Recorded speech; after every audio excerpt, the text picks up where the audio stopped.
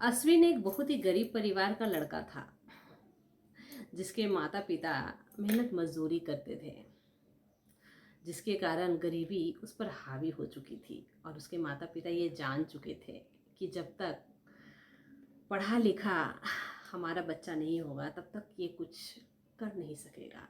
इसके कारण वो अपने बेटे अश्विन को पढ़ाने के लिए बहुत ही मेहनत करते थे और वो अपने बच्चे को एक स्कूल में एडमिशन करवाए। अश्विन चूंकि जानता था कि मेरे माता पिता की हालत कैसी है और वो कितनी ही मेहनत से हमें पढ़ा रहे हैं,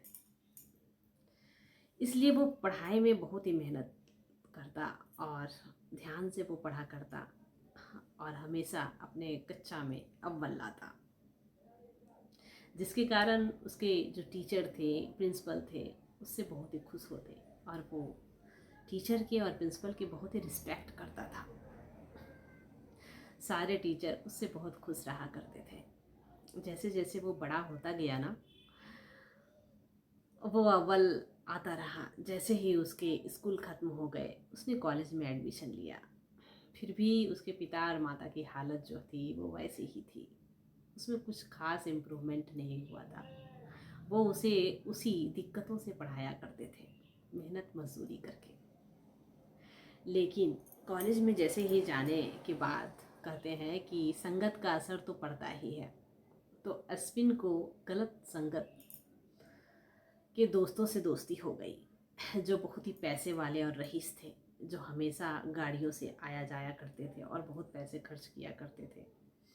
कॉलेज के बहाने मूवी देखा करते थे और बहुत सारे ऐसे चीज़ों को वो लेते थे जो उन्हें लेने नहीं चाहिए थे।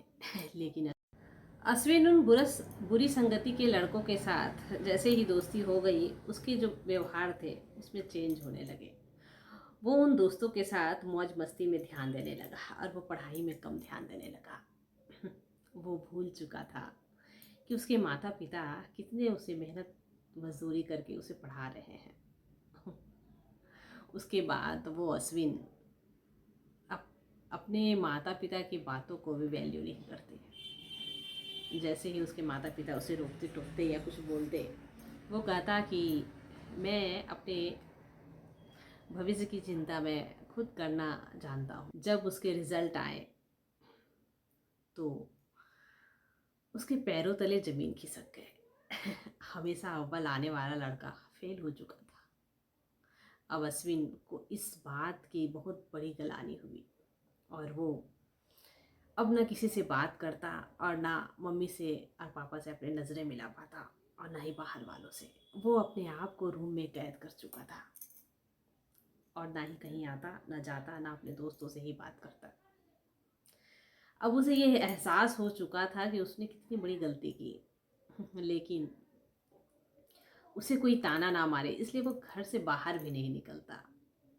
उसके माता पिता सोचे कि कुछ दिनों में ये नॉर्मल हो जाएगा, लेकिन 2 महीने हो गए, अश्विन की हालत वैसी ही थी। वह घर से बाहर निकलता ही नहीं।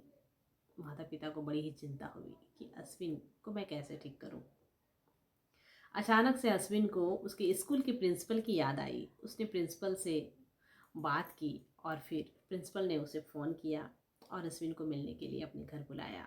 अश्विन प्रिंसिपल के घर गया मिलने। हालांकि वो मिलने में इंटरेस्टेड नहीं था, लेकिन फिर भी वो गया। अबेमन से वो प्रिंसिपल के समीप बैठा। प्रिंसिपल ने हाल चाल पूछे और फिर प्रिंसिपल कुछ भी पूछते तो वह बस अपने माथे हिलाकर जवाब देता, हाँ या ना में। प्रिंसिपल समझ चुके थे कि अब इसे ऐसे हम नहीं समझा सकते। हालांकि प्रिंसिपल के घर में एक चूल्हा चल रहा था, जिसमें बहुत तेज आग थी। अचानक से प्रिंसिपल ने एक कोयले को उठाकर जमीन में फेंक दिया। वो मिट्टी में गिरने के बाद वो कोयला धीरे धीरे बुझ गया। अश्विन को ये कौतूहल हरकत प्रिंसिपल की बहुत ही अजीब लगी। उसने प्रिंसिपल से कहा कि सर, अच्छा तो खासा कोयला जल रहा था, आपने इसे फेंका क्यों ज़मीन में? देखिए ये बुझ गया। तो अश्विन की ये बातें सुनकर उनके प्रिंसिपल उस कोयले को चूल्हे में पुनः रख देते हैं। कोयला फिर से जलने लगता है।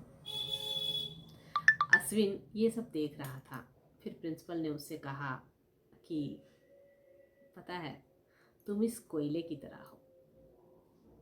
बुरी संगति के कारण तुम्हारे व्यवहार में जो परिवर्तन हुए हैं और जो तुम्हारे मार्क्स कम आए हैं ना, वो तुम्हें सुधारने होंगे।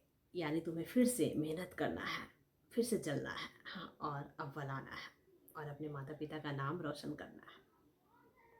तो अश्विन को प्रिंसिपल की सारी बातें समझ में आ गई और वो